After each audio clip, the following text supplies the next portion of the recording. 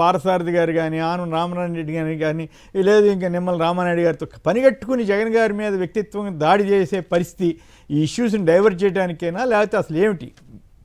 Sir ఖచ్చితంగా ఈ ప్రభుత్వం అనేటువంటిది పూర్తిగా వైఫల్యం చెందింది. అరాచకం, అవినీతి, అక్రమాలు, దోచుకోవడం, దాచుకోవడం, పంచుకోవడం, ఇదే వీళ్ళ పరిధి తప్ప ప్రజలకు మంచి చేయట్లేదు.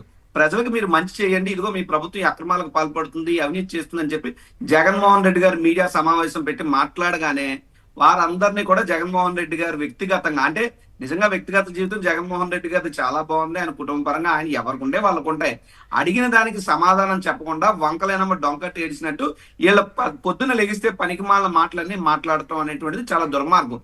ఎందుకు నేను అంటున్నానంటే, ఎస్, చంద్రబాబు నాయుడు గారు తెలుగుదేశం పార్టీకి ప్రత్యేకంగా డిఎన్ఏ ఉంది.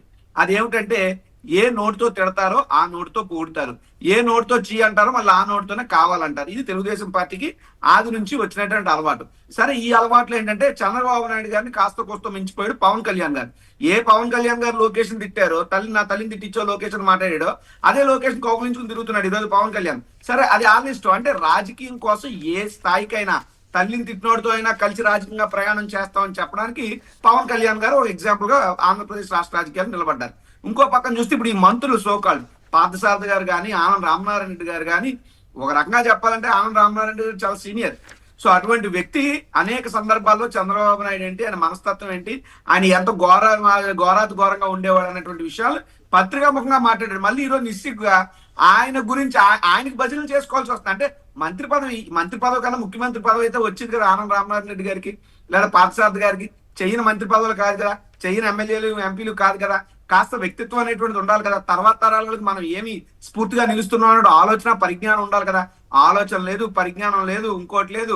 ఎంతసేపు చంద్రబాబు నాయుడు ఏ స్క్రిప్ట్ ఇస్తే ఆ స్క్రిప్ట్ మాట్లాడేయడం, ఏదో రకంగా పొలిటికల్ డైవర్ట్ చేయాలనే ఆలోచనతో వ్యవహరించడం తప్ప ఇంకోటి కాదు. పైగా కన్నా లక్ష్మీనారాయణ గారి గురించి కూడా చెప్పాలి. ఆయన ఒక పచ్చ మీడియాకి ఇచ్చినటువంటి ఇంటర్వ్యూలోనే చంద్రబాబు నాయుడు గారు నన్ను రంగా గారిని ఫిజికల్ గా ఎలిమినేట్ చేశాడు, నన్ను కూడా ఎలిమినేట్ చేయాలనుకున్నాడు, రంగా గారి విషయంలో సక్సెస్ అయ్యాడు, నా విషయంలో ఫెయిల్ అయ్యాడు, తర్వాత పెద్దలు ఎవరో పిలిచి చంద్రబాబు తిట్లు తిట్టారన్నారు. మరి ఈ రోజు చంపాలనుకున్న వ్యక్తి చంకన ఎక్కి ఆయన రాజకీయంగా ప్రయాణం చేస్తున్నాడు.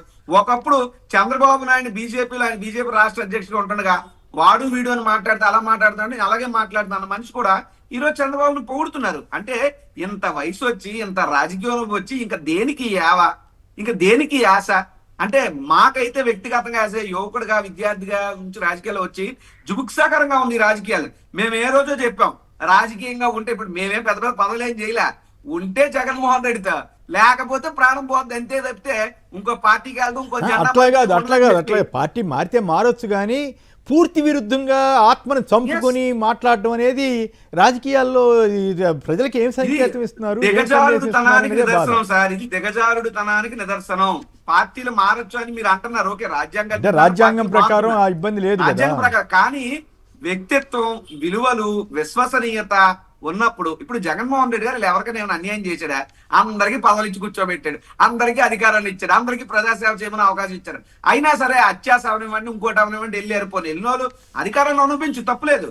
జగన్మోహన్ రెడ్డి గారు వ్యక్తిత్వ హననం చేసే విధంగా మాట్లాడడం అంటే తిన్న దాంట్లోనే ఏదో చేసినట్టు, ఆ రకమైనటువంటి వ్యవహారం మంచిది కాదని చెప్పి ఈ సోకాల్డ్ సీనియర్ పొలిటీషియన్ మంత్రులకి నేను విజ్ఞప్తి చేస్తా ఉన్నా మీ డిబేట్ ద్వారా. రైట్.